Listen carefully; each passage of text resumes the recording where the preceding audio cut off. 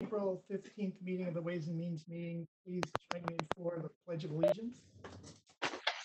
I pledge allegiance to To the flag the United States of of the United America States, and to the to republic the republic for which it stands, one one nation, nation, under God, indivisible, with justice. That is going to be a mess in the audio stream, but thank you. So just a couple of preamble things. As last week, there's a notice that we're recommended to read about holding tonight's meeting remotely pursuant to the Governor Baker's March 12th, 2020 order suspending certain provisions of the open meeting law, general law, chapter 30A, section 20, and the governor's March 15th, 2020 order imposing strict limitations on the number of people that may gather in one place. This meeting of the Town of Burlington Ways and Means meeting is being conducted by remote participation. No in-person attendance of members by the public is permitted, but every effort will be made to ensure that the public can adequately access the proceedings as provided for in the order. A reminder that persons who would like to listen in or view this meeting in progress may do so by tuning into BCAT Government Cable Access Channel, the BCAT Government Meetings Facebook Live feed, or over the phone 408-418-9388. Meeting ID 73851-433. And if you forget, it's on the town calendar, the agenda for the meeting. As last week, Steve Moran, Vice Chair, can watch the comments on the BCAT live panel to see if there are any questions that we may want to address. And as a reminder to the board, all votes are required to be done by roll call for virtual meetings. So actually, with respect to roll call votes, they're a little bit tedious, and there's a potential technique if the committee is interested to change our procedure to group together the things that we have to vote on and vote them as a group. So I think potentially we could, if we were to have a roll call vote to change our process, we could then, when people make motions, we could move to approve multiple budgets in a single roll call vote. And if any committee member thinks we should vote them separately, we can do that at the making of the motions. Is there any interest in doing that? We have about 10 things on the agenda tonight.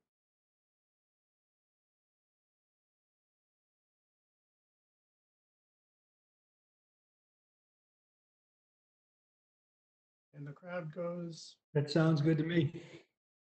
All right. Can I have someone make a motion to the effect that we group together like items and vote them as a group? So moved, Mr. Chairman. Second. Thank you.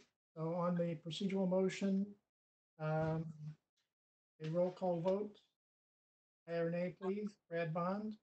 Yes. Diane Creedon. Yes. Doug Davison. David Tate. I think David is missing tonight. Frank Monaco. Yes. Asher Hivaranti. Yes. John Eiler. On. He disappeared. Or I can't hear him. He's muted. John Eiler? Yes. Thank you. Somehow I missed it the first time. Mike Hardy? Yep. Billy Gallagher? Yes.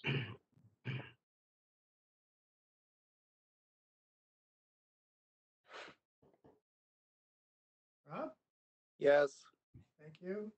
Sonia Rollins? Yes. Susan Harrigan? I am Steve Moran. Yes. Tom Gilley. Who I think is missing Tom. All right. All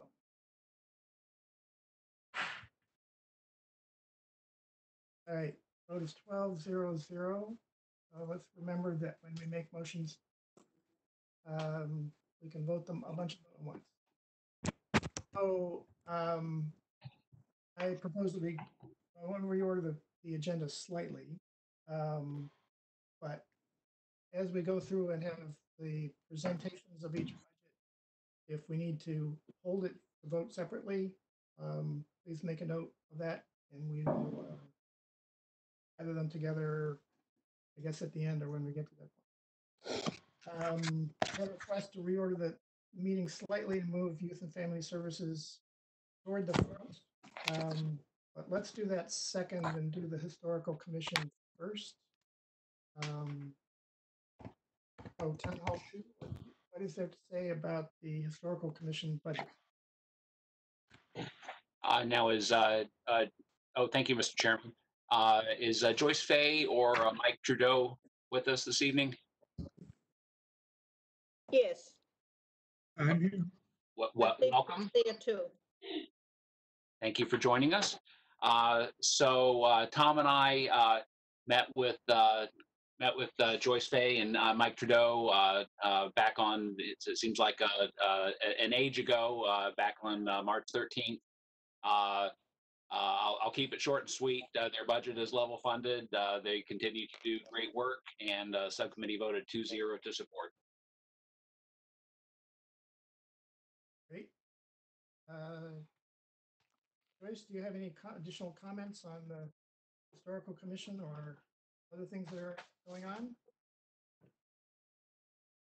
I just wanted to mention that some of the things that we've been working on this year is the curio cabinet is at the restorer right now, and he'll bring it back as soon as the museum opens. We have 2 typewriters in the repair shop, $200 each, and they haven't been invoiced yet. And the coal stove, a marble top occasional table that I have a picture of, but I don't know whether it would show up. The sessions clock, which was $95 in the materials, and we repaired that. And then we stopped and voted to use the rest of the money to clean the gravestones. But we found out after when we started to go forward with that, we found out that we had to stop, that the town has their own restorer, and we were supposed to be having a meeting with John Sanchez and Paul, but that had to be postponed. So I'm hoping to meet maybe virtually with them and find out exactly what we have to do, because we have a restorer who is very comfortable, and it would be good if we could use him, and I don't know what the town has. So we'll have to go with what John talks about, and we do have money. We have money in our budget to help pay for the cleaning of the gravestones, and this is at the burial ground there on Bedford Street, the oldest stones. So I think Mike is here too, if he wanted to have anything to say. No, there's really nothing to add to that. Brad hit the nail on the head when he said we met in a different era. So we're on hold for the moment. Great, thank you. Does the committee have any questions?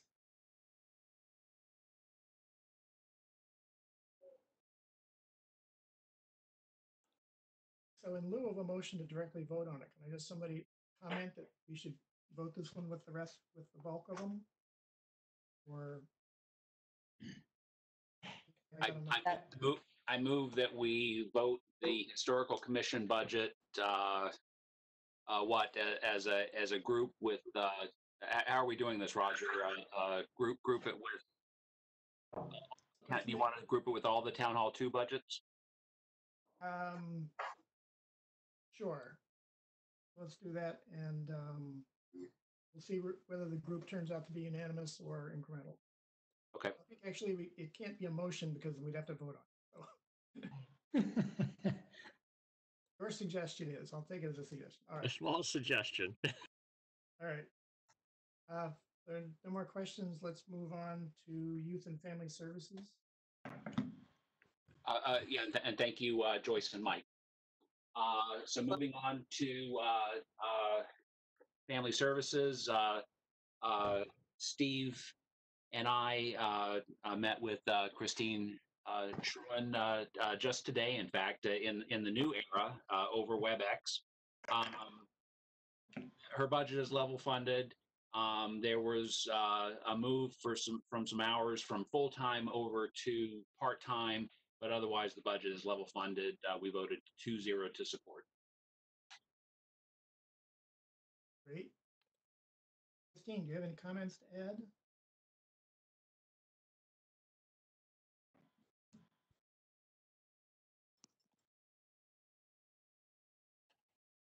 Christine, do you have any further comments or? Have any comments to add at this point? All right. Questions of the committee then? Roger, this is Frank. I'm just curious. So, salary was moved from full-time to part-time. Is that correct? The clinical supervisor, that was a 35-hour-a-week position. She requested to have the hours dropped 5 hours. So we took clinical hours of hers and gave them to other part-time staff. So what The- left? What left full-time? Who let? What position? It's a 30-hour. It's a 30-hour week position. It sort of still stays in that full-time piece, although I it's only see. paid Because it's more 30 than hours. 20. Yep. Okay. Exactly. All right. Thank you. You're welcome. Questions?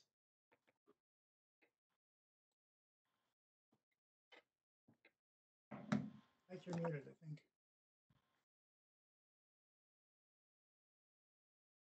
If that was going to be a question.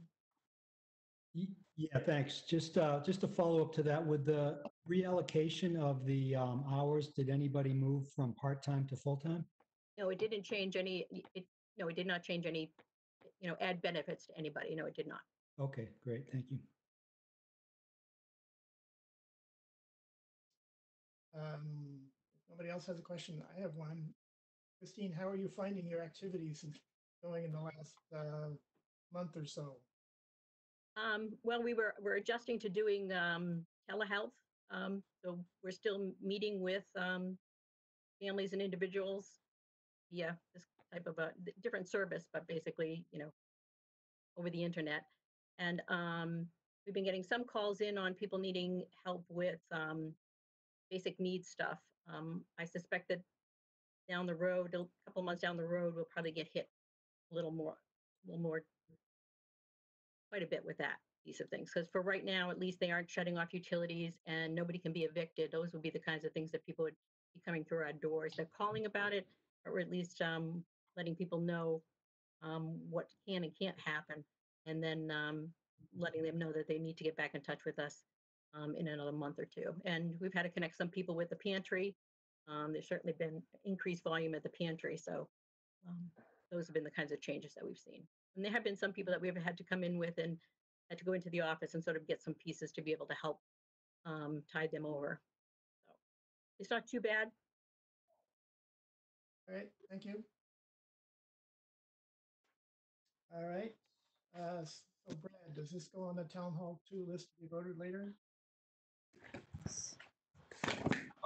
Why don't we do that? You said you don't need a motion to do that? Correct. I think we'll tally the list, and then when we achieve the motion, we'll enumerate which budgets we're voting together. And if we have to have a second group, we can do it that way.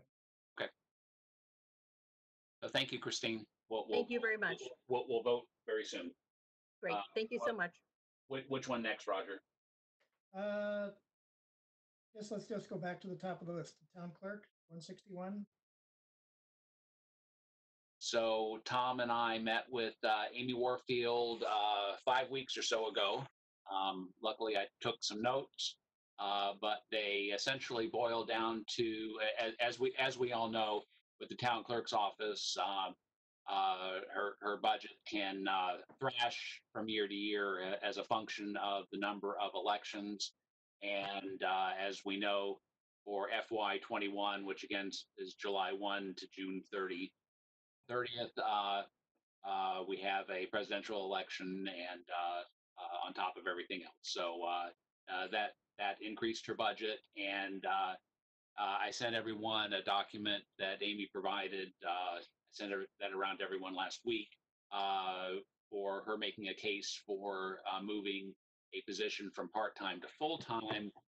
If you read through the document, there are actually a number of unfunded mandates at the state and federal levels that they have to meet, among other things. And I'll let Amy make her case again if needed this evening. But again, 5 weeks or so ago, it made sense to Tom and me to support, and the subcommittee vote is 2-0. Thank you. Amy, do you want to add anything? No, nothing really. I think, thank you, Brad. I think he summarized pretty much what the increases in the budget are. And I hope you've had a chance to read the justification of converting the part-time employee to full-time. Thank you. Are there questions on the committee? Yes, please. John Eiler. Thank you, Mr. Chair. Hi, Amy. I was curious, there's a $3,000 item for preservation of historical documents. I was just curious what kind of documents fall in that category.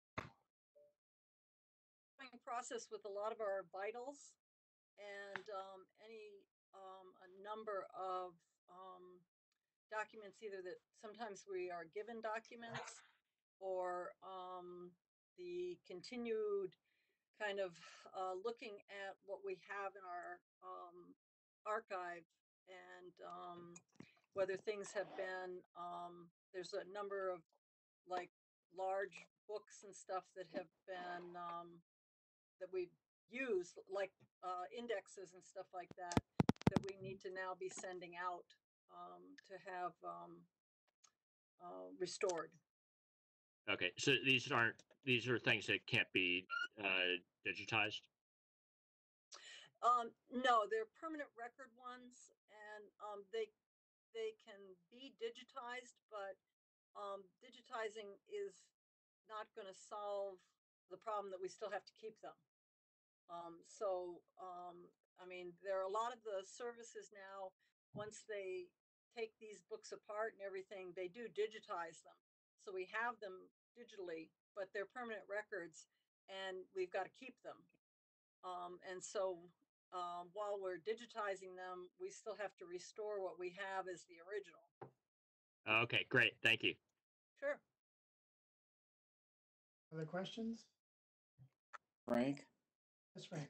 I'd like to ask Amy a question. Amy, the town elections now is moved to June, I don't know, 15th or something? 6th. 6th, okay. So the town election's on the 6th. Are you assuming that it will be run the way you would always run the town election and that there won't be any additional costs of details or equipment or anything in order to conduct it? In terms of the physical presence of it, I don't see a lot of differences. What is going to be a bigger difference is we're really going to push the early voting by mail and the ability to do absentee ballots. So I'm anticipating that our physical turnout may not be as normal, but I think the vote will be, about the same. But we won't need to have more equipment or anything. We'll just probably need to have some more election workers to actually physically process the early voting ballots. Is there any other cost? Let's assume the early voting ballot goes up by like a factor of 10. Is Yeah. there any cost other than the counting of them that comes into play here? Not really, because the ballots are already purchased. That's already in the budget. And Okay. part of the legislation allowed us to use the day of ballots for early voting. So we didn't have to go print more. And it's just the mailing out of them that's involved. So postage. Yeah, postage. And I mean, it does, of course, we haven't gotten rolling with it a lot, but it will take some more manpower. But I can always I mean, we're hoping that somewhere in the May timeframe, we might be able to get back in the office. I'm still going in every day, and the part-time person is going in because she's the does the voter registration and the census stuff. Those are all done on state machines that are hardwired in. We can't get to them remotely. And So, if need be, so she's working a half day every day. If need be, my other um, admin person, administrative assistant person, she could come in the afternoons and pick up some of the work with that. She's now working remotely and basically doing all the database maintenance and everything that needs to be done, but she can do that remotely. Thanks to IT, since Jose's there, I'd like to just say thanks to the work that thank you. his whole team has done Okay, in so getting everybody up and running remotely. I'm really not trying to figure out how to do it. I'm positive Yeah. that you got all of that. I'm just looking at any costs we may have missed. So there's clearly postage and maybe some part-time stuff, Yeah. but I think there's not enough there that it's going to cause a problem. No, I think because I still have in the budget, I currently still have in the budget about $19,000 for running the election. And that's the town elections run between about 15 and 18,000. So I think I've got enough Okay. to do it. Okay. Thank you. Sure. Other questions?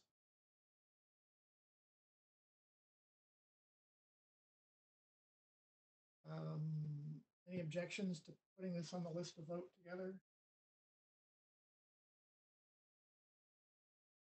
No objection. Right, thank you. No. Nope. And then while Amy's here, we have a board of registrars also to go over. Again, that's level funded, and subcommittee voted 2-0 to support.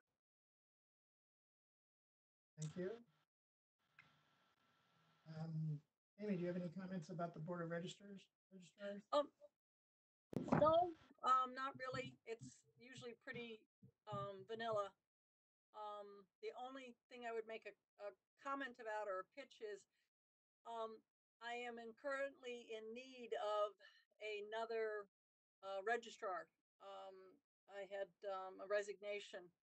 So if someone has someone that might be interested or interested in qualifications, I'd be glad to talk with them. Great. All right. Anything else on the board of registrars? All right, let's move on. Next up, Town Hall 2 and 903 capital improvement. This is one that we had briefly discussed maybe a month ago, but there were some additional questions in a report.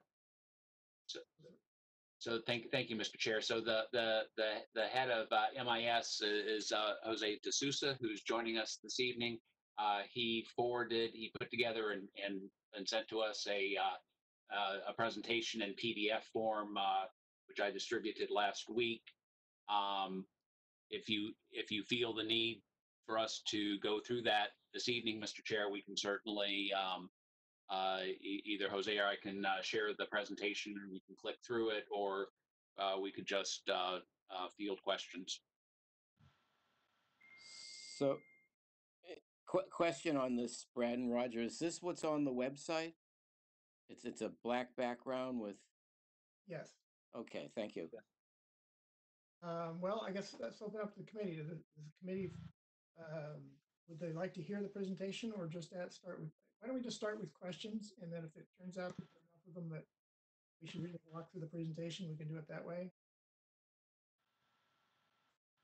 And again, the Town Hall 2 subcommittee voted 2-0 to support. I believe we have two members of the ISAC committee who have been involved in the discussions of the details of this. If they care to chime in on where they stand with all of this, but again, subcommittee voted 2-0 to support. Right. Actually, just realizing that we have a number of people potentially on BCAT probably don't even know what we're talking about because we haven't used any real sentences. So maybe it would be useful if Mr. D'Souza, could you give the sort of the 5-minute Yes. review of what this technology is that we're going to spend money on? Okay, yes, we presented to you before a capital improvement plan that was divided in two projects. The first one was a 5-year network infrastructure plan, and the second one was a 5-year enterprise security solution plan. The first plan was about equipment replacement, like switches, core network, um, phones, wireless access points for the town and for the schools. That was a little over $1,500,000. The second plan was security solution, which is composed of we call it 5 components, where 4 are software based and 1 is a hardware. And basically, this is to secure or to better secure the network for the town and the school. I have the presentation if you wanted me to pop it up over here so you can see more in detail what we're talking about. Anybody on the committee didn't get a chance to read it and would like to see it?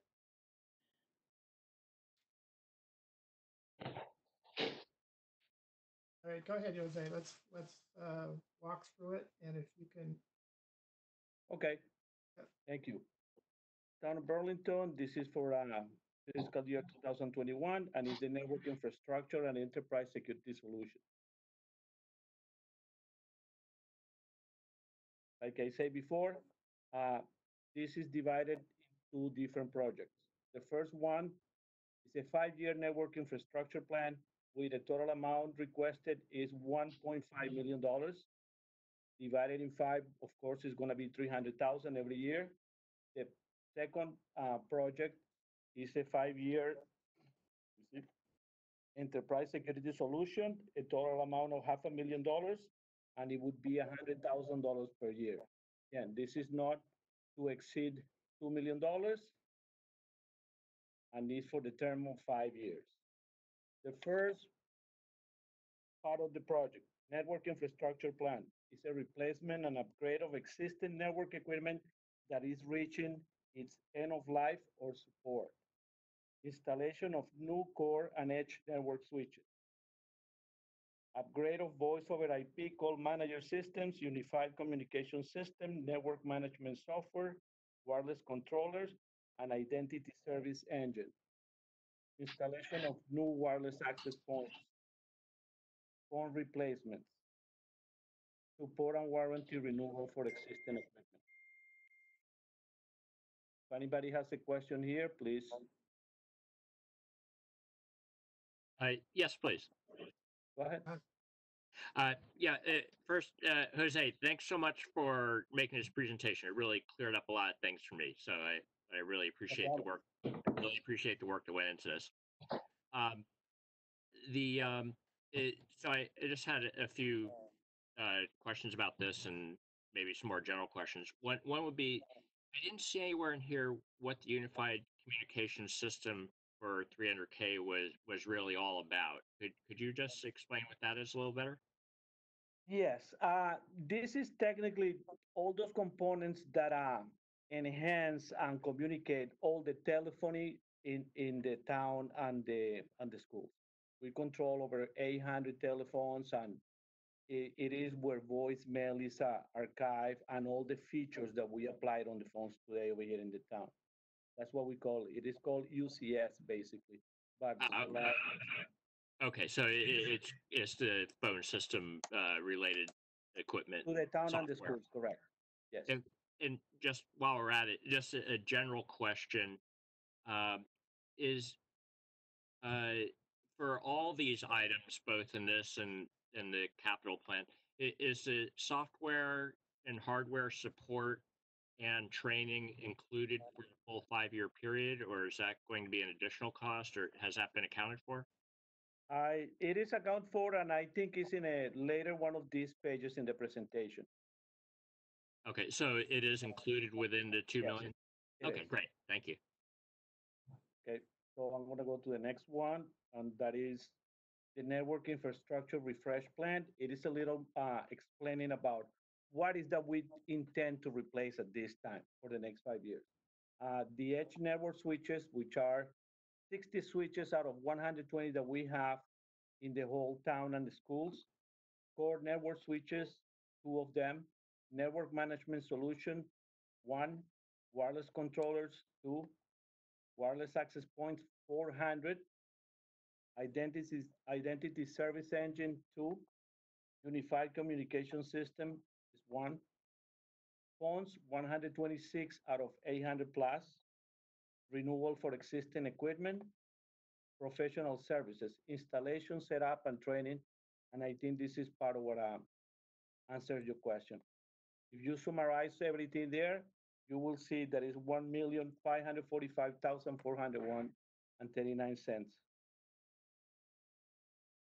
Again, if you have any questions, please. Hi, Jose, I have a question. Yes. So these switches and access points and so forth, are they being done with consideration of 5G networks?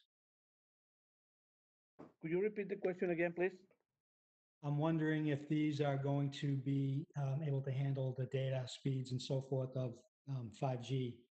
Yes, yes, of course. That is part of the solution that we're trying to apply, just to to compensate for new technology on the wireless. Okay, great. Okay, if you guys allow me, I'll continue. Yes, please continue. The next part is the enterprise security solutions. This is a multi-layered integrated network threat intelligence strategy composed of 6 different technologies within a fabric integrated framework solution to strengthen cybersecurity protection townwide.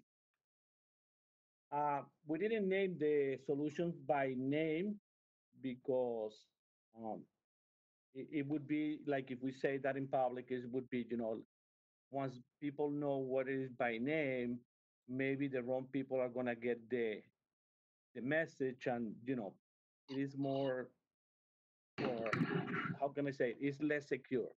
But if anybody from the town wants to know what it is, I'll, you know, I can show you what we're looking for.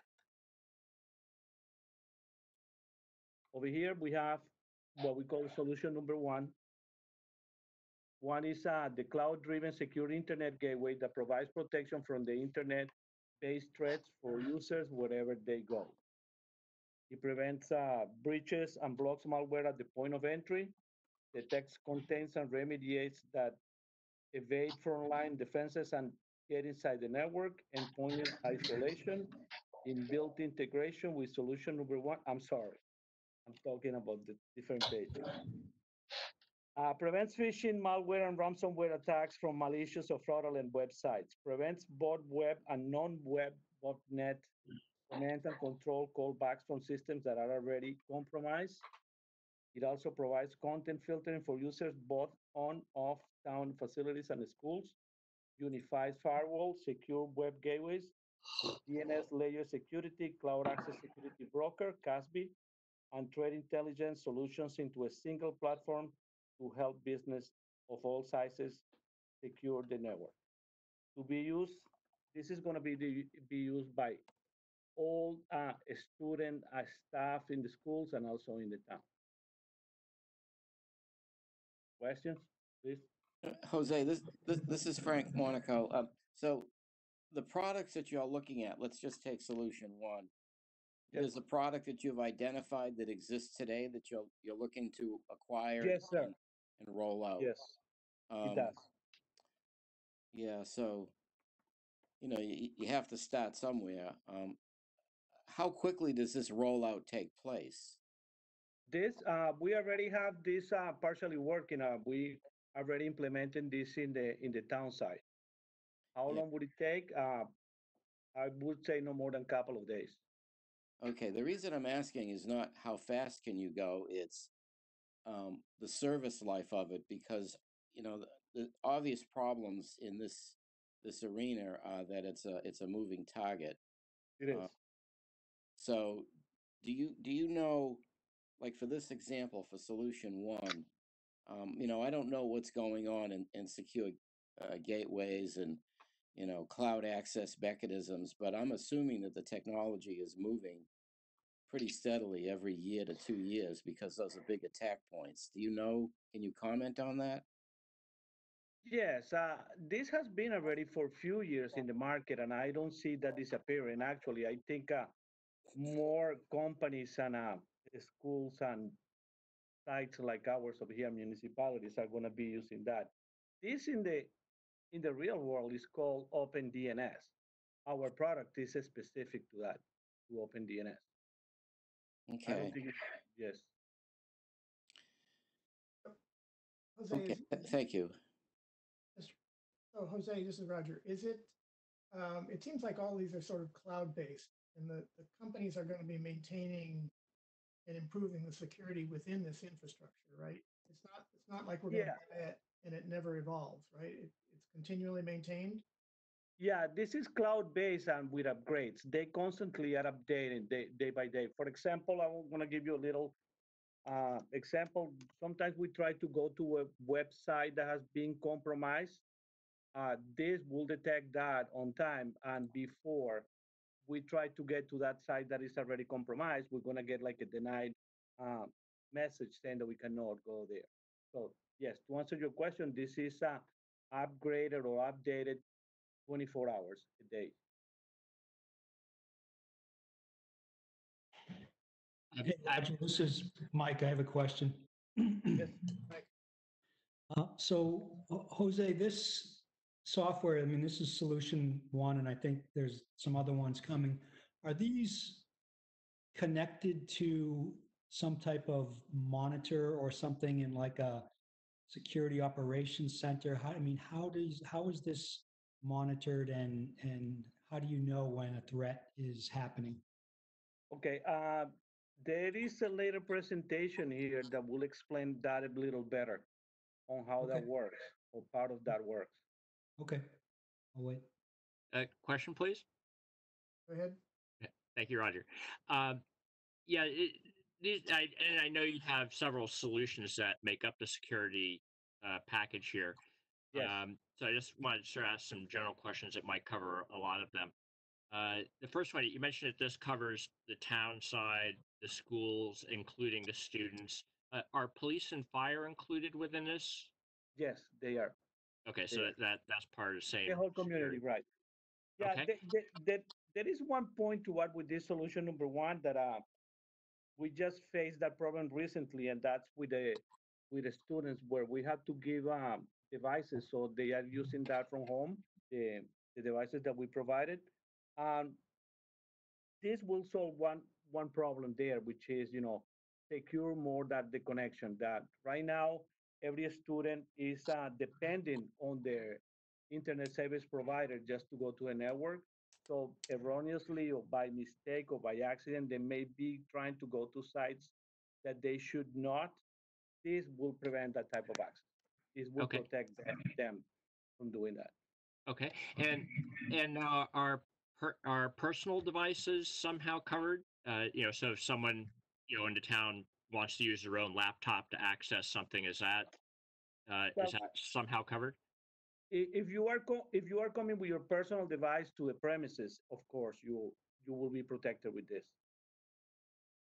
But you Okay. would have to be using our network beyond that. Okay, and then for what about remote? Is for remote access? Is there something that's covering that as part of the solution? And just in particular, is two-factor authorization something that would be part of this? Yes, I guess probably I didn't make myself understood on the first one. When you were talking about personal devices, you are not talking about devices that we provide for you to take and connect remotely, right? I'm Right. talking about, yes, okay. Yes. For all devices that we provide within the town and the schools, we're going to be protecting them with this solution number one. Right. What about remote access where people are, quite possibly using their own devices and are obviously coming in from outside the network? Yes, once they connect to us, they're going to be using that DNS setting as to resolve whatever that they're trying to access on the web if they are connecting remotely to us. And Okay. we already have a solution for remote access, if you want to call it. It's VPN what we use. And in another page on this presentation, we are presenting to see if we can get a better device for that too. Okay. And for credentials, is two-factor authorization being put into this, or? Yes. Okay, great. Okay, thank you. So I'm going to continue with solution number two. And this is for endpoints. Offers cloud delivery next generation antivirus endpoint protection platform called as the EPP and advanced endpoint detection and response, EDR. It prevents breaches and blocks malware at the point of entry, detects, contains, and remediates that evade from line defense and get inside the network, endpoint isolation, inbuilt integration with solution number one, and this is going to be installed on device owned by the town and the school. And yes, it includes police and fire department. Yeah, Jose, this is Frank. I want to just go back. I'm under the impression that the police department has its own, there's something different about it, and I think it might have Yes. been the wireless network. They have their own separated network. However, we use common resources. For example, this is for when I'm talking about endpoints over here. It's not more than antivirus for clients. And police right now and fire department, they're using the same licensing that we're using for the town and the school. So we have products that we use together, even though we are separated. The same happens with the library. Okay, I don't understand the details. I just wanted to raise that. I mean, there is not a uniform Wi-Fi system here. No, it's not. No, it's not. You are right. Even the town has its own wireless. The library does, the school does, and the police does. However, we're using all the resources from the same point. It's like the same controllers and policy rulers that manage that part. So would it be fair to say that you have the same mechanisms available in all of those areas, but they have different policies? Yes, it's the same type of hardware. It's different policies that we apply. Like for example, the students, they cannot see the network of the police in the school. Neither the police in the police department can see the ones in the school. It is like a little island, if you want to put it. But we do the support for that.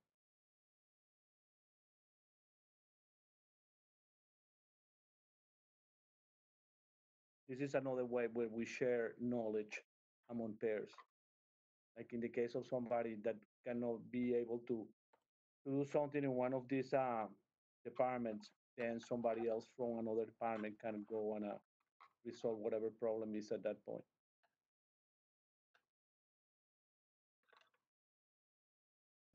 Carry on. Thank you.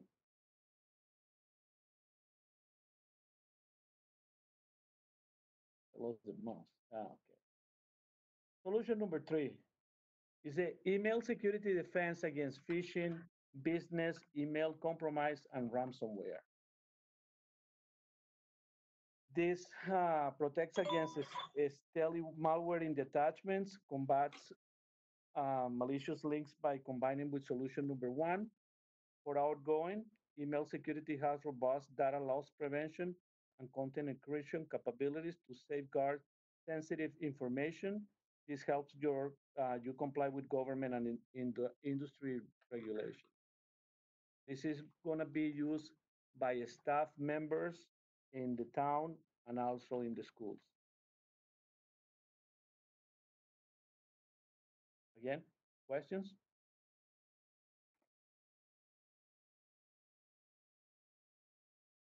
I think everybody knows pretty much what this is. The next component or solution is number 4, is an API-based cloud access security broker, also known as CASB, that secures identities, data, and apps, combating accounts compromises, data security breaches, and cloud app ecosystem risks. It monitors town and schools' cloud environment to detect and secure sensitive information. It enforces regulatory compliances with PCI, FERPA, and HIPAA. Identifies and defends against compromised accounts and malicious insiders. This is going to be used by town and school staff members. I'm open for questions. Question? Done. Thank you. So I'm not sure if these are cloud-based or if we keep them locally, but we have a variety of important databases in town. Obviously, that would include the Munis data, our GIS data, voter data. Have those items been specifically looked at to make sure that they're properly protected and backed up? Yes, solution number 1 is going to be directly applied to those. And whenever data from there moves in the way of mail or something like that to the cloud, that's where this solution gets applied. Okay, Yes, but we are going to be protecting the data we have in the premises and also data that is in the cloud. have those databases been isolated so that special authorization is needed to modify them? Yes, to the best of our knowledge, it is. Yes. Okay, great. Thank you. I'm going to jump into solution number 5. And in reality, this is not a solution. This is like is the intelligence behind the 4 solutions provided before. And like it says over here, it's a threat intelligence organization that provides superior protection for customers' products and services. Encompasses 5 key areas: detection research, threat intelligence, engine development, vulnerability research and development, and outreach. This is one of the largest threat detection teams in the world that gets fed from a wide range of sources such as messages, web requests, and malware samples every day. Patent multiple learning machines, learning model that provides real-time intelligence updates to detect and prevent attacks. Provides a comprehensive and proactive approach to network security. All security solutions mentioned before utilize this threat intelligence, providing fast and effective security solutions. I'm open for questions.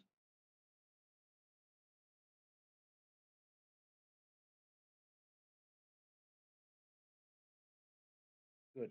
I'm going to jump then into the last solution for this. Solution number 6 is a next generation firewall that inspects incoming and outgoing network traffic that, according to rules, permits or denies access from or to the internet in order to block malicious traffic such as hackers and viruses. I think this is part of answering your question, Mr. Hardy. Or Mr. Lear, I think it was, yes.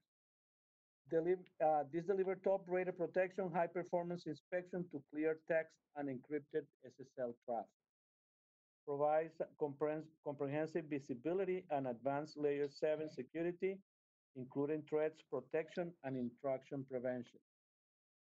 Industry regulations compliance with FERPA, CIPA, PCI DSS, HIPAA, and NERC CIP. Currently evaluating 3 of the top Gartner recognized firewall appliances to better secure police, school, and town network perimeter. So Jose, this is Frank. So that last bullet implies that you're looking at what's available, you're evaluating the industry for what it can provide to do this. Yes, we are testing right now 3 companies on this particular solution. All right. Go ahead. So what I'm curious about is there isn't a single general vendor or overall provider for all of this that does the stitching together here. We're doing this ourselves. Is that correct? No, we have a vendor that is presenting these different options on this particular solution. We already Of go ahead. solution 6 or of all 5 of them? Solution number 6. We are already clear that the previous solutions is what the town and the schools need. In this last solution, the 3 of them are very, very competitive. And we just, we are testing right now. I am in the school. I was testing 2 of them. We, that we just closed the school over a month ago. So, Jose, yes. can I interrupt? So another way to answer that question as well is of the 3 that we're looking at, 2 of them offer solutions for all 6. Does that make sense to the question? So it is 2 of them are offering a fully integrated solution that has all 6 products. Yes. That was Joe Bongiorno, my systems engineer over here in town. So, like he said, out of the 3 products, 2 of them are fully integrated with the previous solutions. There is only one that, in some, it integrates on only some of the solutions. And I think this is what is going to bring us to the next page, unless you have other questions over here. Jose, I just wanted to go back to solution number 5, the one we call a solution. Again, this is Joe. I thought Mike had a question earlier about, is there a location where the threat lab is? That is was that a question you had, Michael? Yeah, so like a security operations center, with monitoring and so forth. I just want to make sure that your question was answered. That is what we're calling solution 5. It integrates with all the other solutions, and every vendor has it. So it's not really a cost associated with it. If you go with X vendor or Y vendor or Z vendor, they all have a threat. In the particular one that we're looking at, that's why Jose says one of the largest threat detection teams in the world. The one we're leaning toward is the #1 in the world. Oh, okay. So they actually monitor all the software and devices and look for threats. Exactly. So if there is something malicious, so again, we're talking about the cloud, we're talking about the endpoints, so if a threat is seen out there, then it gets pushed out, whether it be at the endpoint or at the cloud location, or the other solutions as well, whether it be an email threat, whatever the threat is, they all integrate with this so-called solution 5. This is the lab, if you will. Okay. And who did they call somebody within the schools or the town to say, hey, we've identified something, or what's the? Well, we get alerts all the time, and if it's a big enough alert, it'll work its way through all the authorities as well. But they're the ones that tell the authorities what's going on. Okay. So if you end up seeing something from the FBI or something, it comes through. But yeah, we get identified whenever there is a threat. So if there's a threat and they've found it and they're pushing out the resolution to it. So the best way to look at it, and I've been saying this, I've been constantly saying this, it's like this, believe it or not, it's viruses and flus. That's why they call them these things. They change. And as soon as they change, this is the location that finds that there's a change. And then they push out the fix. Great. Okay. Thank you. Yeah. Hi, this is Rob. Hello. Go ahead, Rob. I want to clarify a couple of things. First of all, 5G has nothing to do with this solution whatsoever. 5G is only for cell phones going to like Verizon or Sprint. It has nothing to do with Wi-Fi.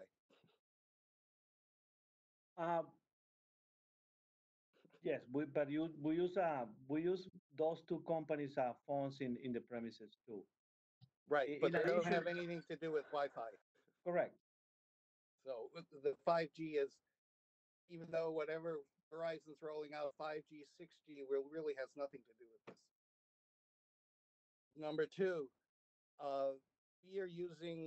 we're going to be using the government cloud, which is the same thing that the federal government uses and what other companies that work for the federal government use, and it's extremely safe.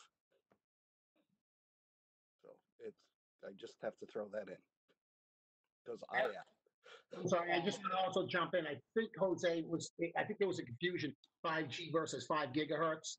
Was that what you were thinking, Jose? No, that's all right. Okay, all right.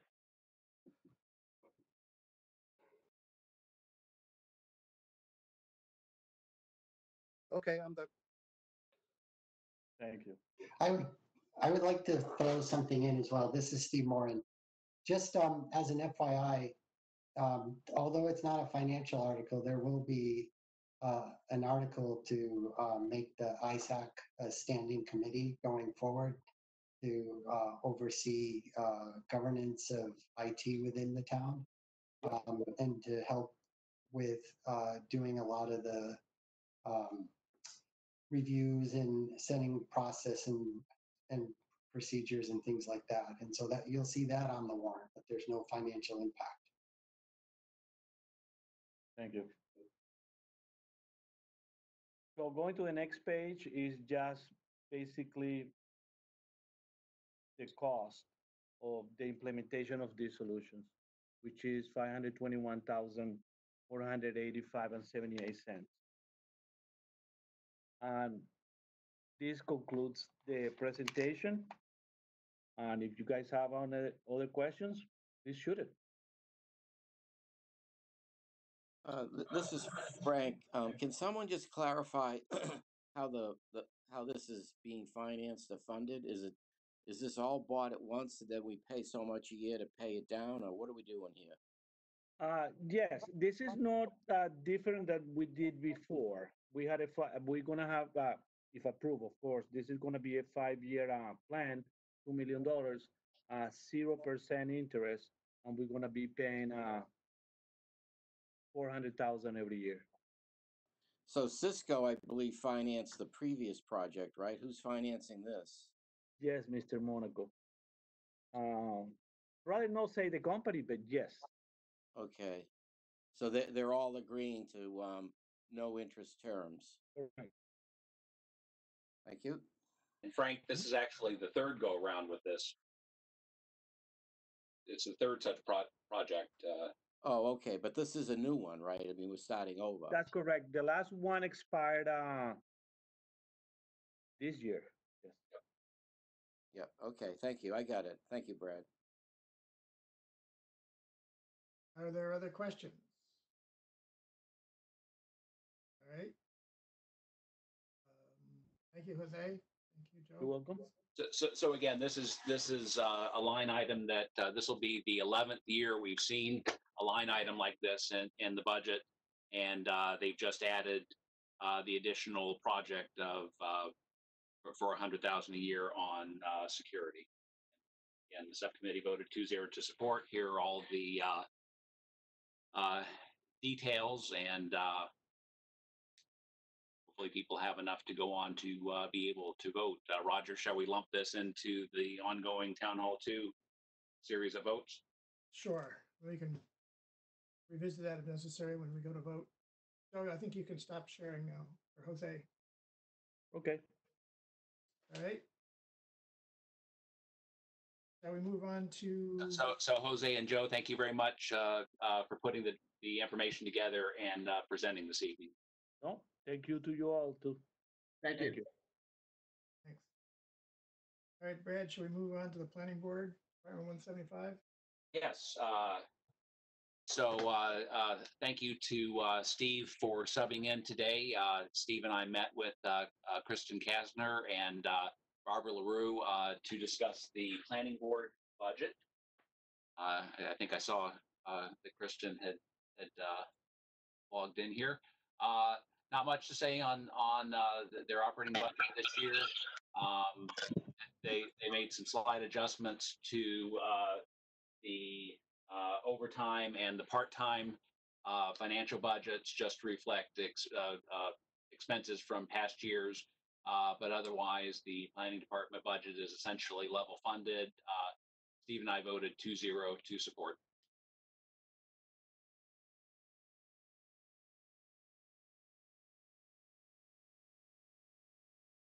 Kristen, do you have anything to add? No, I don't. A good conversation today. We were, as Brad said, we're level funded. I think I have a just under $500 change to an item, which ends up being between 6 and 7%, and then that's split between those two. So it's very small dollars that we just adjusted to better reflect kind of how we were actually spending money. We have overtime, which overtime and part-time. Part-time has vacation coverage. We often give that back every year, but overtime, or we were taking some of overtime into part-time from part-time. So we were just adjusting it to reflect what we're actually doing. But again, usually some of that already goes back in some form every year. So other than that, good discussion, and thank you for all your support and in the past for our budget. Great. Anyone on the committee have a question? Questions? If not, Brad? So we'll see Kristen in a few weeks. She and the planning board will have several warrant articles coming up, but we'll talk about them at that time. So thank you, Kristen. Okay. And then the final thing on the Town Hall 2, actually for budget season, not just this evening, but all of Town Hall 2's responsibilities. The remaining budget we were looking at was the Board of Appeals. I don't know if the chair of Board of Appeals is with us this evening or not, but it's just money for recording clerk, and that's level funded for the year. Tom and I voted. Actually, we didn't vote because it's a trivial budget. All right.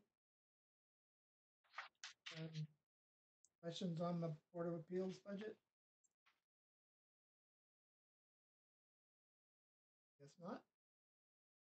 So that's the last of the Town Hall 2 ones. Roger, would you like me to make the motion and name each of the line items we're voting? Sorry, I was on mute. I had one quick question, Roger. David here. Yeah, go ahead, David. Should that be added to the executive committee budgets where it's just such a small number and it's for a recording clerk instead of doing this separate each year? That makes sense to me. But I think the thinking, David, was that it's its own entity. So Yeah, it's not a part of town hall of the of town meeting. I might be wrong, but I think all of those that were rolled up are all connected to town meeting somehow, and this isn't. Right. If that's true, then I'd leave it alone. Otherwise, there'd be no reason not to. Sagarino put it together ultimately. Yeah, I'd defer to the folks in accounting if they think it's worthwhile or makes anything simpler and still is correct from a accounting point of view.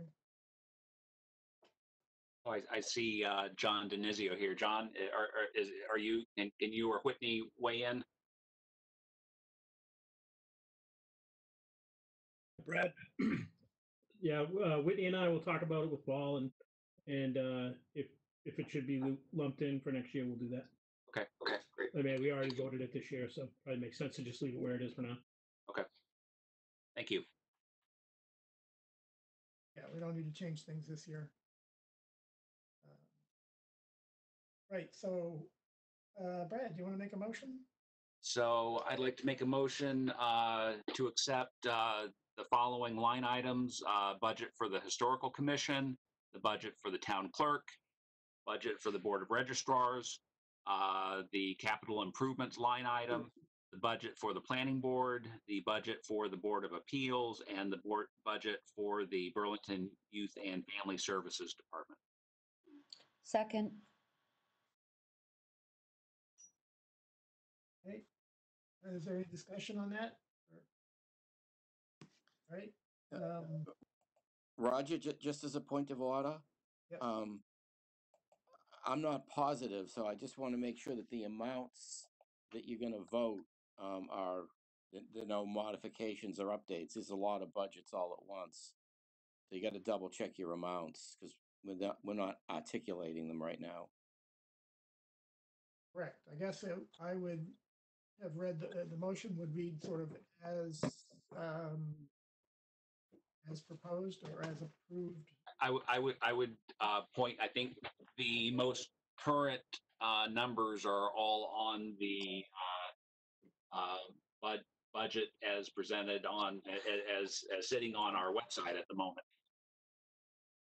Okay, that should do it. Yeah. Yeah, it's a little bit indirect. So I take your point, Frank, that we haven't been reading out the amounts. So I guess it would be on the website as of 4/15, today's date, so that you know what they have. It seems it's concrete. All right. Anything else, or do a roll call vote? Brad Bond. Yes. Diane Frieden. Yes. Doug Davison. I think that was a yes. David Tate. Yes. Thank you. Frank Monaco. Yes. Ayashri Varante. Yes. John Eiler. Yes. Mike Hardy. Yes. Phil Gallagher.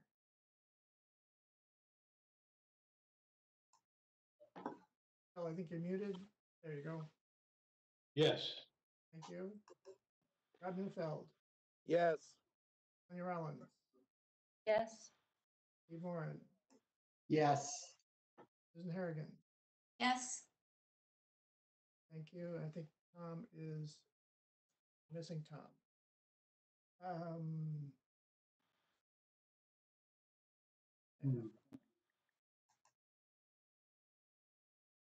1300. Oh,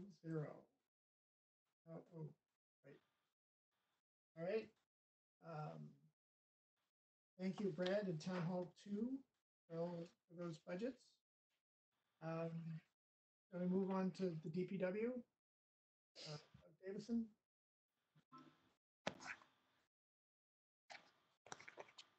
I'm not hearing you, Doug.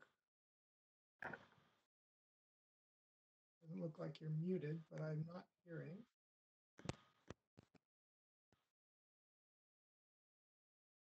Oh, there he is. Give him a second to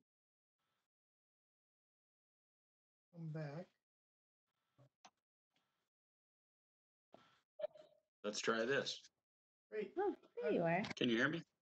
Yep. Yes. All right. So we have John Sanchez and Rachel Kaplan with us to answer any questions. I'll go through just a quick overview and then we'll let them hit details and answer questions. They're coming in with a 2.56% increase in the overall budget request.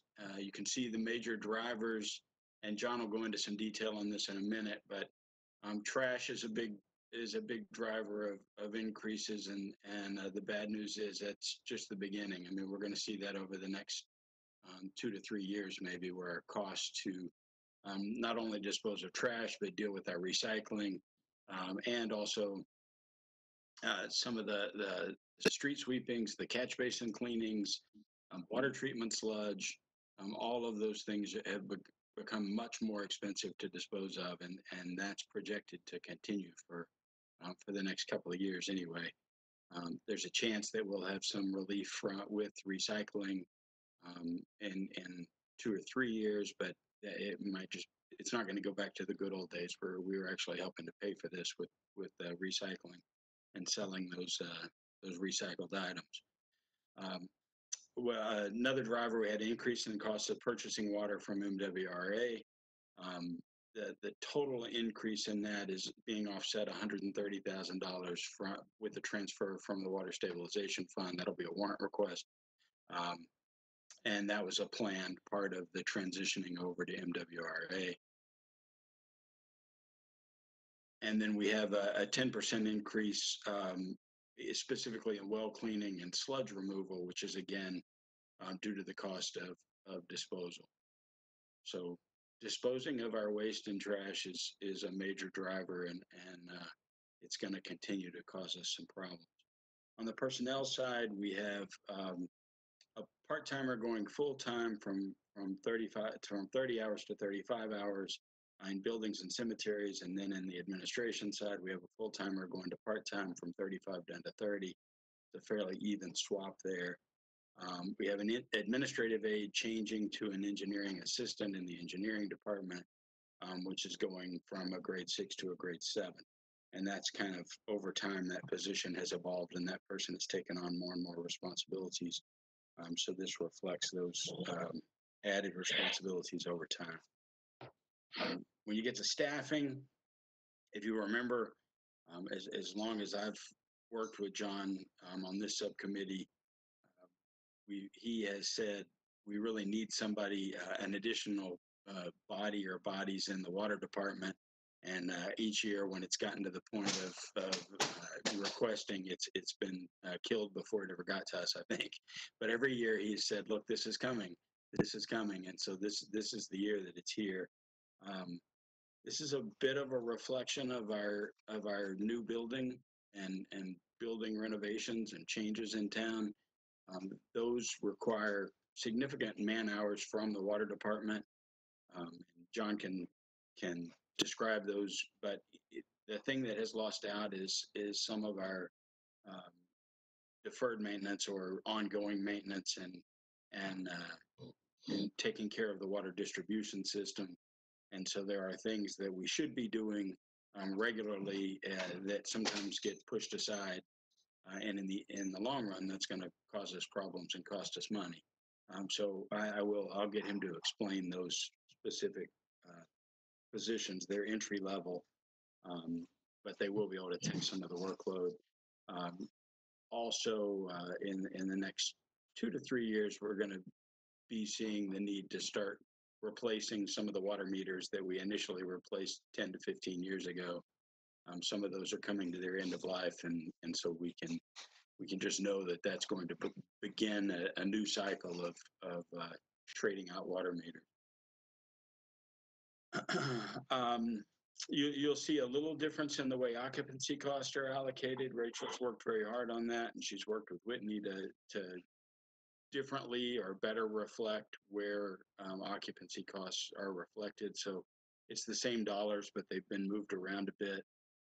You will see water and sewer separated out and kept separately so that we can keep a better handle on what those items are costing us, and have a better handle on what water and sewer costs us annually. We've got addition of catch basin cleaning in the highway department contracted services line. We do have, I believe, 2 catch basin cleaning trucks and can run 2 crews, and that has always been enough until the state has added new regulations and requirements and reporting annually, and so we can't keep up with our 2. We'll need to contract out. So in addition to our 2 trucks, we'll need to get some help from the outside in order to keep up with state regulations. We ran through the warrant articles for the past years. That this department, those warrant articles can be pretty expensive, so it's always helpful to pay attention and see what's been done or where we're at.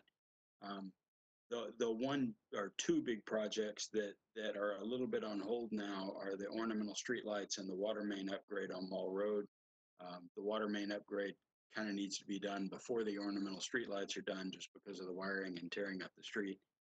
And with the COVID-19 issues and the challenges on Leahy Hospital, they probably rightly so thought it best not to add any stress in front of Leahy Hospital or any possible problems with their water supply during this time. So the engineering's all done, the project's ready to take off. It's just a matter of making sure that this is the right time to do it. So for right now, that's on hold.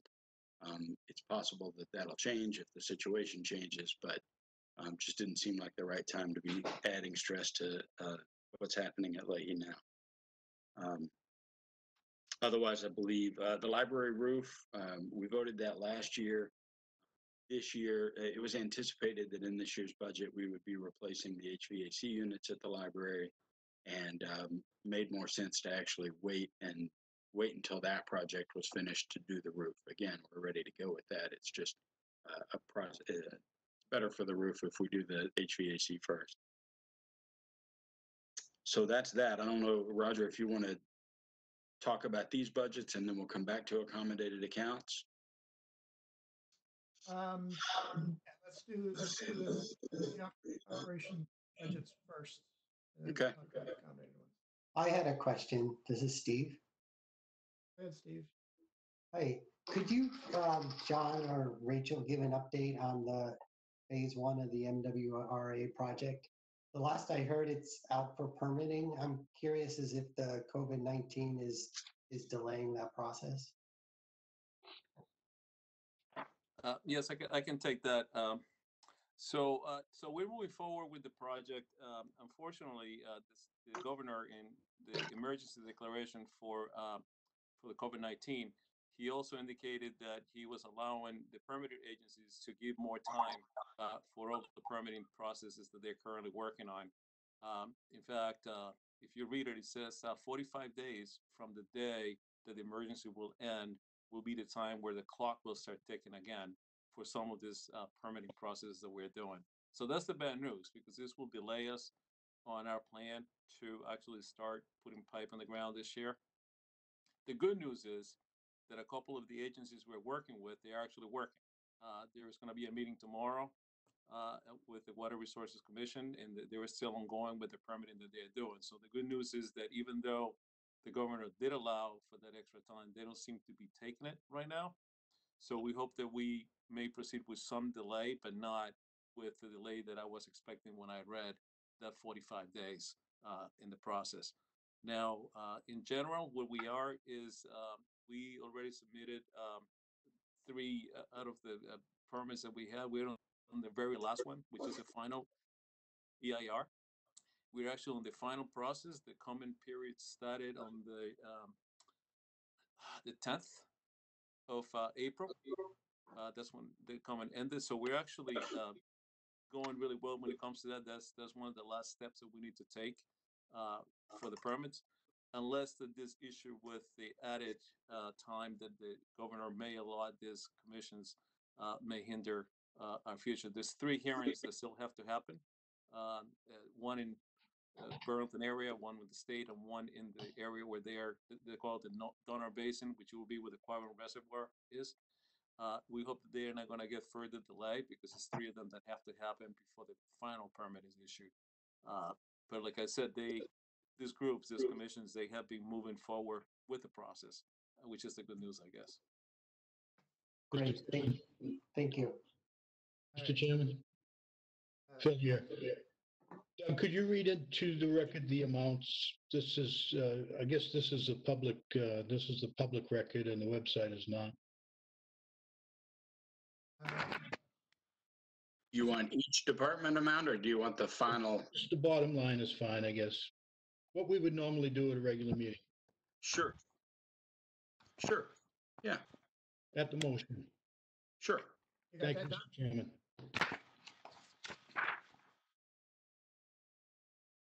If I may, I know what the number is that the number you will vote is the total operating budget, which is $9,719,156. Mr. Chairman, I move that motion. Second. Question? Okay, got a motion and a second, but do we want to vote? Maybe this is a question that Doug asked earlier. Do we want to vote these all together at the end, or is there any reason to vote the four things separately? Operating and 3 accommodated. My opinion, Mr. Chairman, if I may, is both the operating budget and then we can vote those 3 separately. That would be my take on DPW. Okay, I got a motion and a second. Is there any more discussion on the operating budget for the public works? Yes, please. Done. Thank you, Mr. Chair. So I'm a little unclear on the hiring. I heard that are there additional FTEs included in this budget, or did they not make it in? I'm unclear on that. If I may, Mr. Chairman, no, we do have 2. I think what Doug referred to is for the last number of years, we have added those 2 and they get deleted prior to actually having this meeting we're having tonight. This time, I feel strongly that we can't wait any longer, so they are part of this budget. Okay, good. I actually wanted to make sure they made it this year. It wasn't clear to me. Thank you. Yeah. Yeah, I believe they were in the HUD head count summary that was at the beginning of the budget book. So, Roger, this is Frank. That's right. On the staffing, so I'm under the impression from Doug's review of it that this has nothing to do with whether we're in MWRA or not. It has everything to do with maintaining the distribution system inside the town, water meters, workload, that sort of thing. Is that a 100% correct assumption? Yes. Now, MWRA is not driving this in any way, shape, or form. Is that true? If I may, Mr. Chairman, that is 100% correct. Okay, thank you. Yeah, I would just say we are looking, once we're on MWRA and can close Vinebrook, we might be able to reduce staffing a little bit, but we think there are a couple of positions at that time that we'll lose through attrition. And so that should be a place where we can then recover some of the money. It'll get transferred over to what it costs us to do MWRA, I'm sure, but. Okay. So, Roger, this is Frank again. If you mind if I continue just a bit? Please go on. What's your ballpark, knowing what you already know on permitting, John, on when the MWRA pipe, the new pipe, would actually be operable? What year even? So there are 2 phases to the project.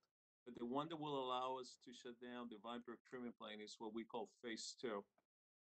And our goal, and actually through this town meeting, will be to accelerate that project and go into this town meeting and ask for design funding for that phase. You're going to see a warrant article for that. If that gets approved, our goal will be to design this while we get in the MEPA permits, get a design, and go into construction as early as next year. Construction will take at least 2 years. So we could be being fully connected to the MWRA by 2023. Okay, and that connection, does it depend on Lexington or not at all? Well, it depends from Lexington in the sense that we have to go through their town.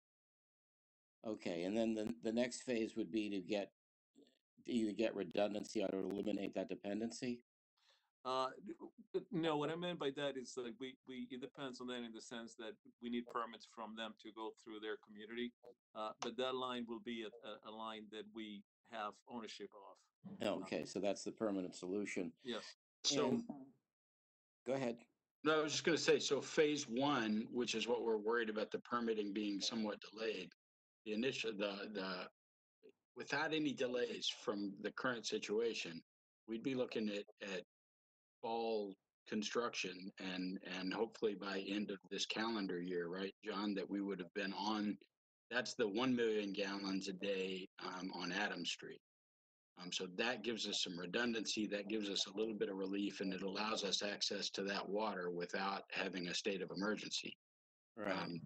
The phase 2 is the larger main that's going all the way to Arlington. Okay, and the increase. So that would be the final. And there's increased cost for just the cost of water because of MWRA. That's it's like 130,000 or something. That's for that first flow of the Lexington connection. Is that correct? So, so the way we do it, Frank, is every year we have budgeted this year 70 million gallons of purchase of water, and you'll see the number changing every year. Our goal was to increase the number year by year to the point in which we'll abandon the Vine Brick treatment plant and we'll get to a high number of about 300 million. But the $130,000 that you see in there is actually the amount that we will transfer from the stabilization fund. The cost of the water is actually higher than that. I mean, I'm going to look for it, but it's Yeah. It's 292,700. But the only thing that we fund through the stabilization fund is the delta, because there was a cost to producing this water by us. So Right. we're only increasing, taking the stabilization fund for the difference. Yeah, this is probably the wrong meeting to go into it. I think I've forgotten some of the details. I was under the impression what the stabilization really was about was to finance the construction. It does three things. The stabilization fund, it pays for the entrance fee. It pays for the construction, including design and permitting, and also pays for the added cost of water. And that was built into the plan. That's how, Okay. with the same rate increase that we proposed, nothing changes. Okay. It was to do those three things. Okay. And at some point, we would retire the cost of construction, would just be left with the ongoing cost of the water? So the goal is that once that we get to that plateau in which we're buying the full amount of water and we are paying just regular bonds, then at that point we'll eliminate the stabilization fund completely, and then monies will go directly into the general fund, and the budget will be made whole from the general fund. Okay, and that's set the moving water forward. rates Accordingly. appropriately. Yeah. One last thing, if I may, I'm sorry to drag this out, Mr. Chairman. Just want to know the sludge and well cleaning that's going on. I'm assuming that's all for the impoundment. Well, there are two. The well cleaning is our Weinberg treatment plant. It is. So we so still have to do that? We have to clean those wells yearly. In fact, we are cleaning those wells more often now than we ever had, because we're producing as much water as we can out of them because we have 3 of them down. So Okay. the more we use the wells, the more we have to clean them. All right. The sludge removal has to do with the mill pond. All right. So the mill pond maintenance will go on forever. This well treatment should basically retire when we can shut Vinebrook down. Correct. Okay. Thank you. This is a complicated budget. There's a lot here. John, just a quick question. The sludge removal at Mill Pond, there was an automated system that was going to be put in over there. Did that happen, or is that still pending? So we were very optimistic, and what we wanted to do is, and if you remember in 2018 when we went for funding for permitting for the MWRA, I was so optimistic. I thought we were going to be connected to the MWRA by the end of last year, which it would allow us to do the work this winter. And I didn't feel that we will take a chance of shutting down the mill pond treatment plant if we didn't have another source of water. So we had to delay that. And we've gone through the design, we've gone to the permitting. The DEP already approved it. And we'll go through the bidding and construction for this following winter once that we complete this pipe that Doug Davison was talking about. Okay, thanks. Old projects never die. They just eventually get done, right? All right. Other questions on the operating budget? All right. I've got a motion and a second. Shall we do a roll call? Fred Bond. Yes. Ann Creedon. Yes. Doug Davison. Yes. Mike Monaco. Yes. Esri Berganti. Yes. I think I missed David Tate. Sorry, David. Yes.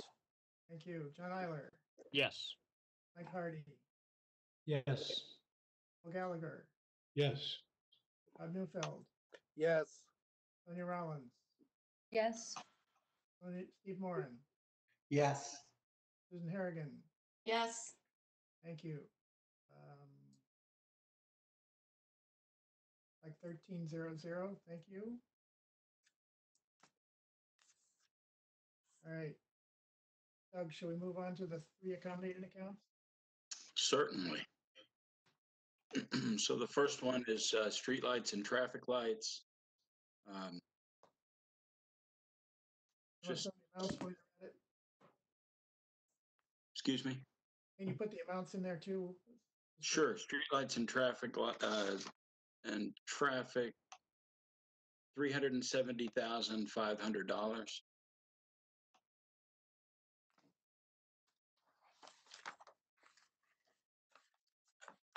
Is there any more to say about that? It's this is kind of one of those. It's the same amount each year. The one thing that's different is because the LEDs are efficient. We're saving money on electricity. They're also a lot less repair and a lot easier to deal with. So they were able to move the traffic lights over. You'll notice now it's street lights and traffic lights. We used to have a different line item for traffic light repair and maintenance, and that has been moved in here without increasing the amount, and has gone away on the old budget line item, right, John? Yeah, it was a warrant article that we have warrant. I'm sorry. for $50,000, which now we no longer have to fund that warrant article. We build it into the same money without changing the line item. So something got cheaper. Oh yeah. This is Frank. Can I ask a question, Roger? Yeah, go ahead, Frank. On the underground wire repair and replacement, who owns these wires? We do, the town. The town. And so is this a forever program? Because obviously wires have a life in the ground. I wouldn't say it's forever, but we're a long ways from finishing. I mean, we do own a lot of wire around town that is underground. There's a few subdivisions that we have underground, as well as some of the main roads. Now, Mall Road is separate. We do have a project for that, but we also have the Turnpike, which used to be Network Drive, with a lot of underground work that some of it is direct burial. So we will be, over the years, taking those and updating them. So do you see any risk here in keeping up? Are we keeping up with it, or are we kind of catching up with it? I think we're catching up with it. I think that what it really helped a lot was when the Mall Road project got funded separately, because that was probably the biggest nut that we had out of all of them. But there will still be areas that we have to go and repair. That wouldn't be total replacement, but like I said, there's quite a few subdivisions out there. And do we contract this out, John? Yes. Okay, thank you. All right. Anything else on street and traffic lights? Doug, shall we move on? Shall we include these 3 together and move on to rubbish and garbage? I think that's probably all right. So we'll move on. Rubbish and garbage is $2,198,030. This one, I'm just going to let John take off on, because So, it's all bad news. I don't want to talk about it. If I may, Mr. Chairman, I mean, we have, there's not a lot of good news here. I guess if there is good news, is the fact that we did sign contracts a couple of years ago, just before the famous China sword came into place with the recyclables. So we were able to lock in a price to process the recyclables at about $60 per ton. Right now it's hovering higher than $90 per ton. So in fact, our vendor is paying the difference because we locked in at a lower price with them. But we think that that number is going to continue to be high. Once that our contract is up, then we're going to be seeing those prices going up. I say, thankfully, we have like 3 years left in the contract, so we're not going to see that hitting us until later. What is hitting us more this year is our tipping fee. If you remember, I don't know if some of you remember the Neswick years. Frank probably does. I'm not trying to say that, but I've been here long enough too. Don't open a can of worms, John. So we used to pay over $100 a ton in those days, and we were able to actually get those numbers down to the 60s, where the numbers were very reasonable. And when I say for the last 10 years, we've been having a very good ride, but we're coming into the point where the state is shutting down landfills, and there is not a lot of place to bring solid waste. Being a free market, the prices go up. We have looked at alternatives through different groups that we belong to try to find areas where we can dispose of solid waste cheaper. But actually, the prices we're seeing is what we're seeing in the market, which will be $90 by next year, by the end of next year. So this year you see a number going to $74.50 around, and then by next year it's going to be $90 a ton. Good news is our tonnages from the town, ever since we went to the single barrel, had been pretty stable. We used to be over 10,000 tons per year. If you see, we budget for 7,000 tons. The bad news is the price is going up.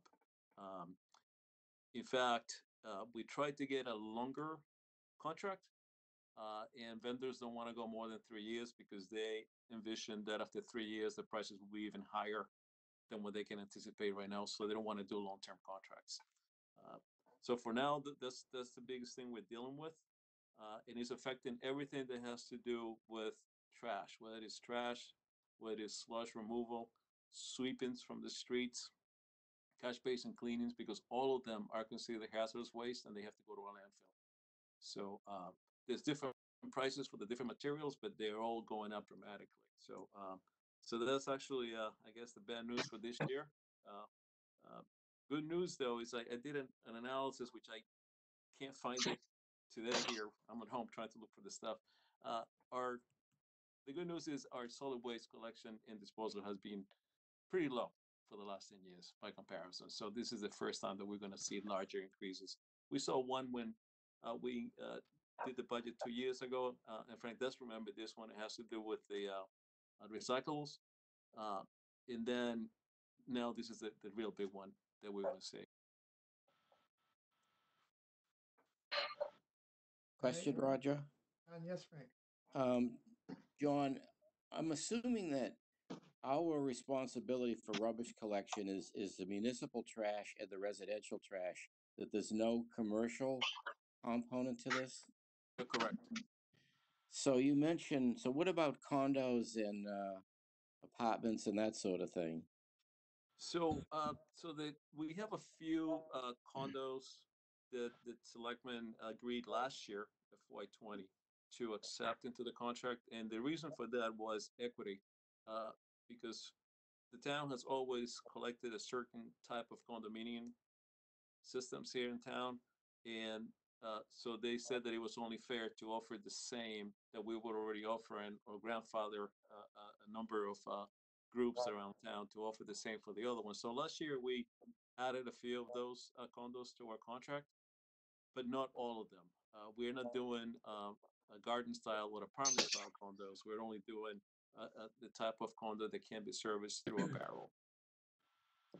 And the price that, the cost that we have here in this budget already includes what we added last year to the budget. Question, Roger? John, if the recyclables exceed the cost of the tipping fee, would it make sense to go back to a single barrel? Would that be cheaper? It would be cheaper right now if we could do it, Phil, but by state law, we're required to separate and have recyclables go to another place. And in the same token, the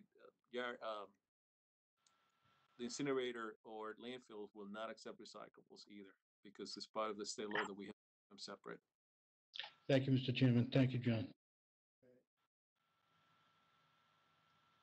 John, are we seeing a uptick in rubbish, amount of rubbish being produced in the last month and a half? Yes, and it was predicted that it was going to happen, and I want to say probably one of the highest weeks was the first week that we saw, once the people cleaned their basements and attics, and with all the free time that they might have had at home. So we saw that the large number. But I have to say though, and we are very appreciative of our town residents that they really have been complying with what we asked them to, as far as the excess trash bags and this week particularly the yard waste. And I mean, our vendor is not picking those up, and we agreed with them to suspend the collection of them so he can keep crews available for what is really important, which is trash collection.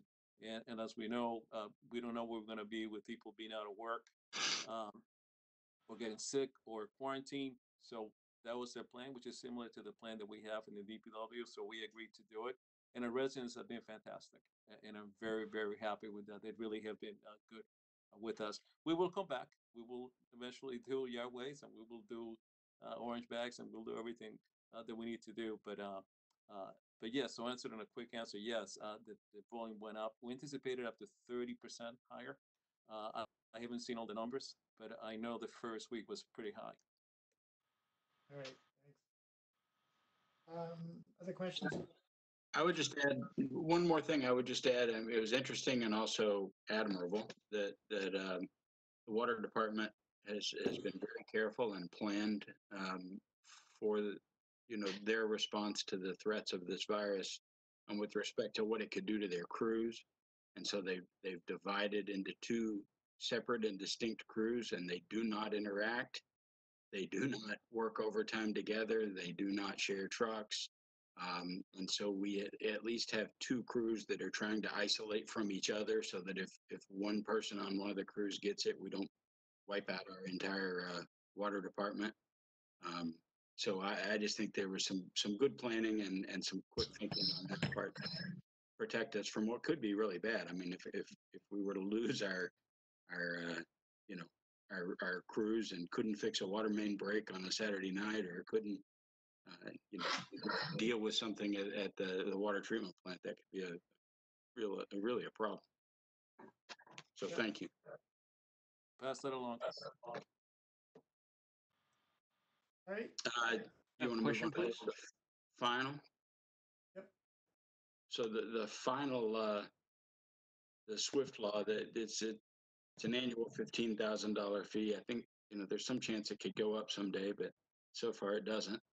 And that's just our what we pay the state to be able to take water and treat it and then drink it. Is that right, John? That is 100% correct. So it's just kind of a set $15,000 annual cost, is it? Yeah, the number has not been exceeded, so we have not increased it for as long as I've been here. So it should, whatever assessment we'll have this year should fit within the 15,000. Okay. So that's a $15,000 expenditure, and that wraps up the three accommodated. All right. Any questions about drinking water assessment? Question, please. Huh? All right, and I apologize. I meant to ask this on the operating budget.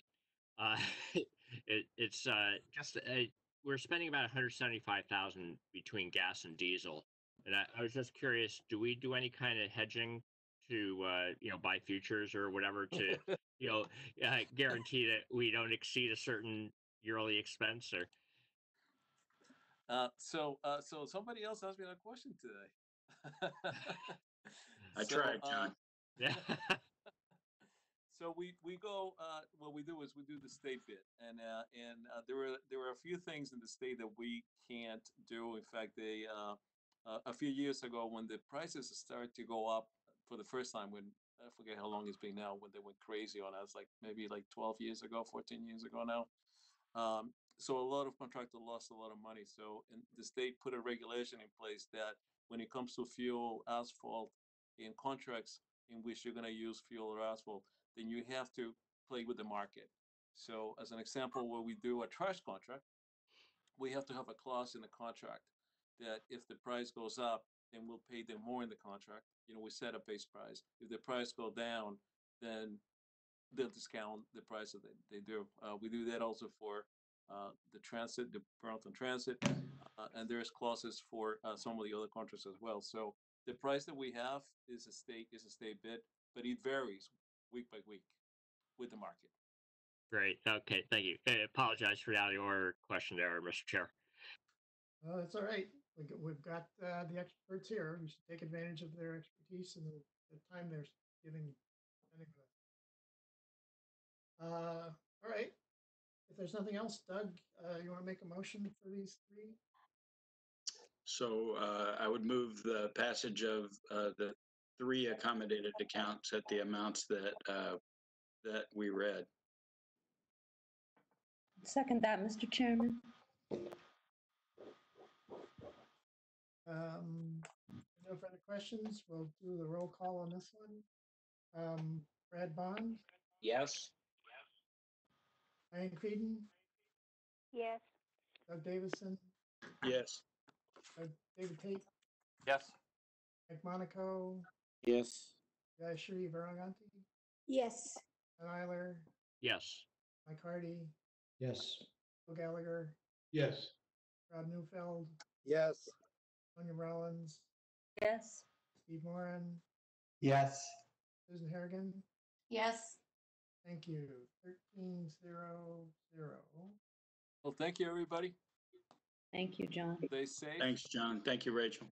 Yeah, thank you, guys. Thank you. Much appreciated. The only other thing on the agenda was minutes, on the minutes of March 4th. I sent them around again last week. It's been a long time. And so I think comments have already been sent in. If there are no more, can I have a motion to approve the minutes of March 4th? So moved. Second. Sorry, the second, was that Mike? Yes. My voice recognition's glitching. Okay, another roll call vote for the minutes. Brad Bond, Yes. Diane Creedon.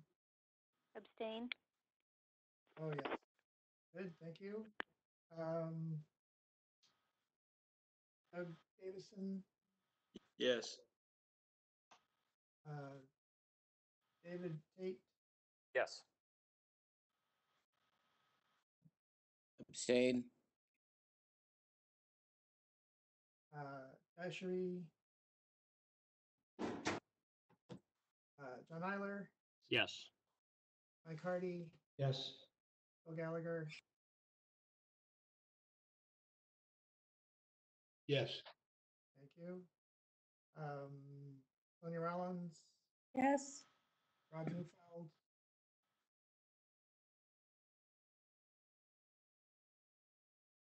you're muted, Rob. Yes. Thank Muted you. itself. Steve Moran,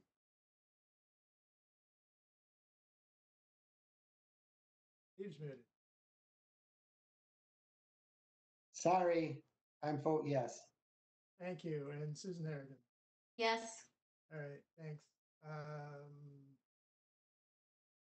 think that's 11-0-2.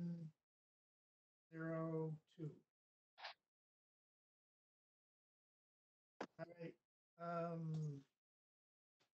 Next week, as we mentioned earlier, we've got the regional assessments for the schools and the school warrant articles. Is there a list? I guess, can I ask you, Susan or Diane, to circulate the school warrant articles? I can send this around tonight or tomorrow. Okay, great. And any information there is about the regional assessments? Yeah, I can send that as well. Great. Great. I've got a list. I got the list. Well, I sent around the list of the warrant articles from the Paul Sagarino. So subcommittees can start looking at scheduling meetings with the departments to go over those, and we'll put them on the schedule for it's going to be May 13th, I guess. All right. Thanks, everybody. Appreciate your time and energy. And stay healthy. Thank you. Good night. Good night. Good night, everybody.